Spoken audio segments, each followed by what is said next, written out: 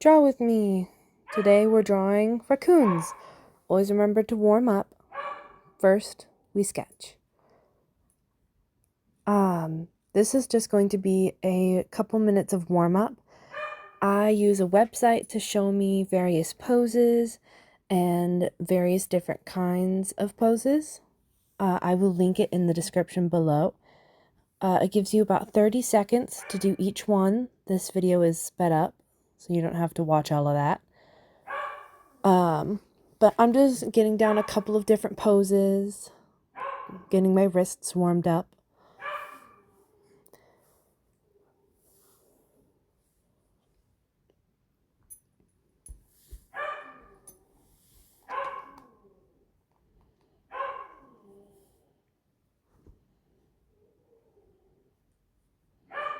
And now we're going to move on to drawing the actual raccoons.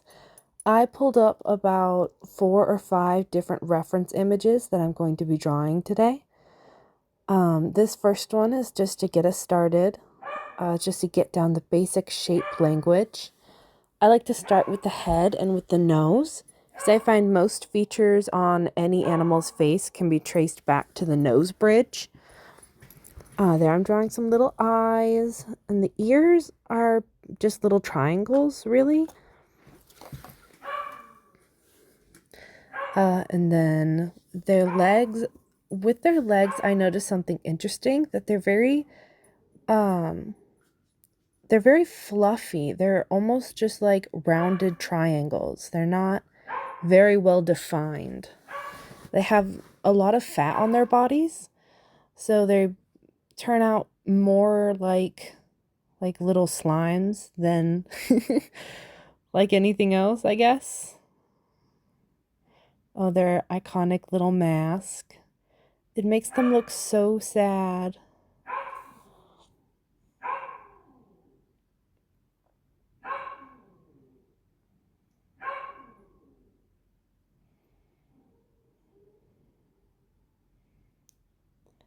Again, just starting off with a basic shape language. This little, I'm not sure what that shape is called for the head. Again, the nose bridge and the eyes. I find the eyes are one of the most difficult parts of getting an animal, because the eyes, despite being a similar shape all around, they're very unique in how they communicate what that animal is looking at and what they're feeling. This one's got his little hands down on the table. Maybe he's demanding something. I don't know. I love raccoons' little hands and their little shape language. It's very endearing to me how much their little hands look like our little hands. Getting some fur down.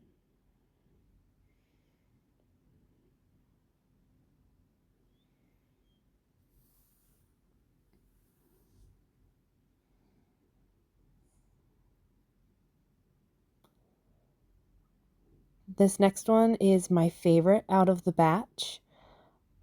This one has his little hands up, as you'll see later, like he's asking to be picked up or he's asking for a snack. Have you guys seen the video of the raccoon who dunks the cotton candy in the water? That's what this one reminds me of.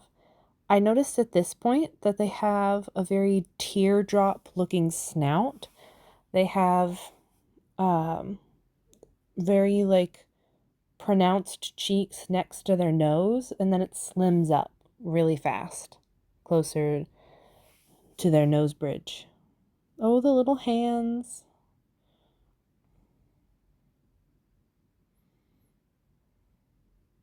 I had to chunk up his arm. I realized it wasn't as slim as I had drawn it.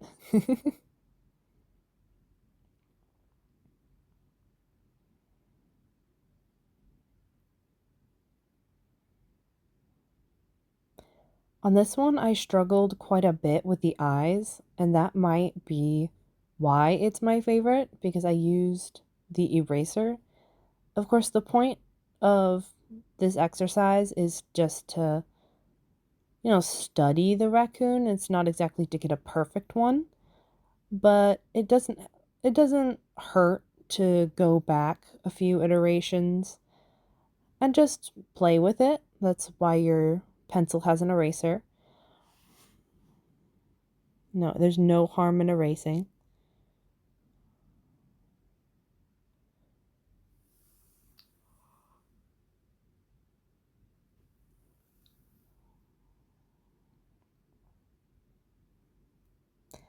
Ta-da! This next one features two raccoons actually kind of hidden up in a tree. I think they're younger raccoons. And I especially like this one because it shows community between these two little creatures. I didn't go into crazy detail with the tree or anything, just blocking out where it is, blocking where it stops their shapes. You can see I'm pronouncing more of their little cheeks here.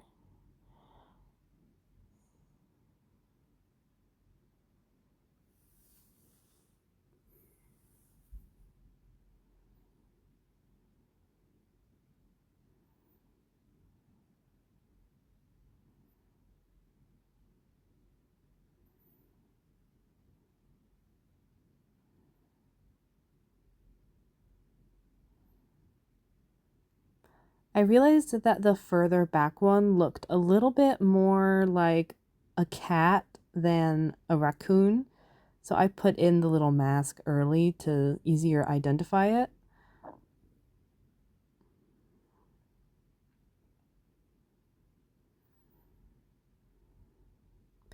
I also noticed a lot of them have a darker inner ear, so I added that in as well, just some scribbles.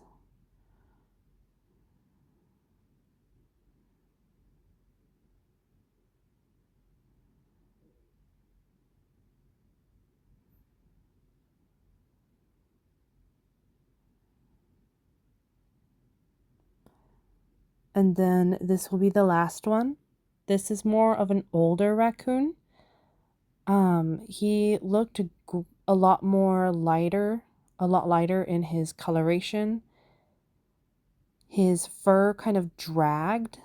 The younger raccoons, their fur stands up, it's very pronounced, but his kind of sagged his whole body down.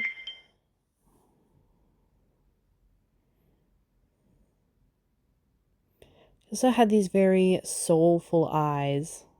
I wasn't able to communicate them very well, but I wanted him to look sad.